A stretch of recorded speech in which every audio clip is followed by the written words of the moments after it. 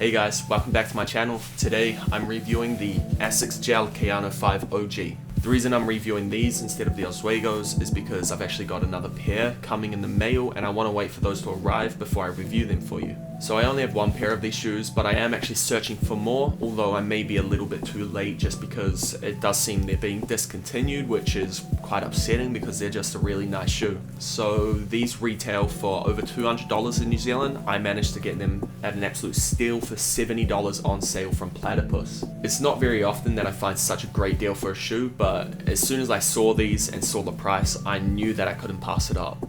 Alright, so a little history about the Kayano. They were originally designed in 1993 in Kobe, Japan. At the time, it had the code name Top of Running Shoe, and they updated it almost annually until 1999 when they came out with the Kayano 5. They were released as high-end performance running shoes, creating the benchmark for stability running. Now, we fast forward 20 years and we have the Gel Kayano 5 OG and the 360.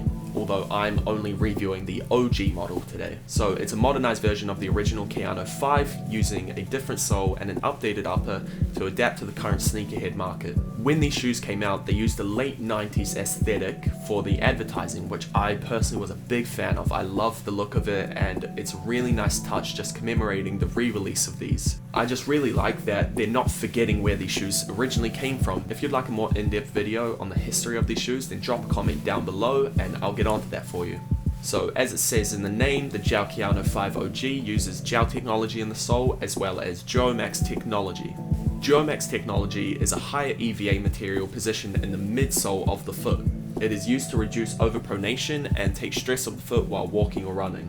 Gel technology is a soft material in the forefoot and or the rear foot of the sole. It provides shock absorption and protection and is often compared with Nike's air cushioning. Gel technology is really beneficial for all forms of activity, from walking to running to, well, any sport that you can really think of. Now, I love this little window they've added in the rear of the sole, just displaying the gel technology inside the shoe. The shoes themselves use mainly a combination of suede, leather and mesh, and I can honestly say I've never seen such a technically beautiful shoe before. The amount of work and detail gone into the material selection for the shoe is really quite something and shows why the shoe has been so successful. Their logo placement is really clean as well, having the classic logo on the tongue of the shoe, on the side of the shoe and just at the back here as well. Not too big, not standing out too much and really just not overdoing it. And then they've got their tiger stripe on the outside and the inside of the shoe, which I'm a big fan of. And the fact they've incorporated it into the lace system is just a really nice touch to the design that I'm personally a big fan of. I have noticed that other Asics I've owned do the same thing, incorporating that tiger stripe into the lace system, and I've personally not seen any other brands do it. If you have seen another brand do this, then please drop a comment down below and let me know because I'm really interested to find out.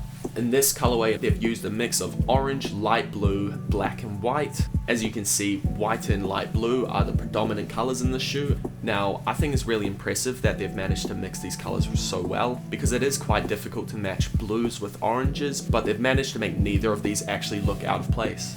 So this is just a sick shoe that I'm so happy to own, and now that I've told you a bit about it, I'll show you some videos of me wearing them because, as you know, shoes never look the same on the shelf as they do on your feet.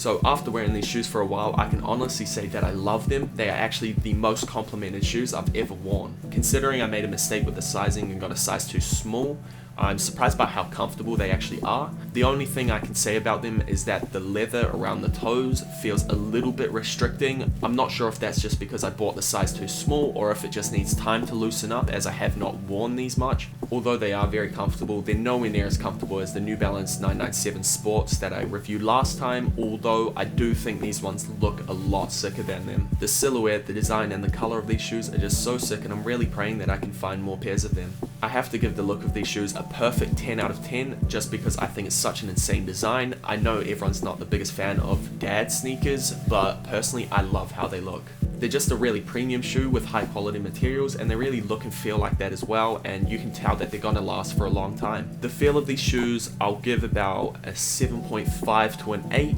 Overall, the shoe is quite comfortable, the sole's really nice and cushiony, but I do feel like it could be comfier. It may just be my mistake getting the size too small, because feeling that leather restricting my toes just makes it a bit uncomfortable. Now, I've got to say these are really worth the money. I know I got mine at a great price, but I'm willing to pay full price for my next pair.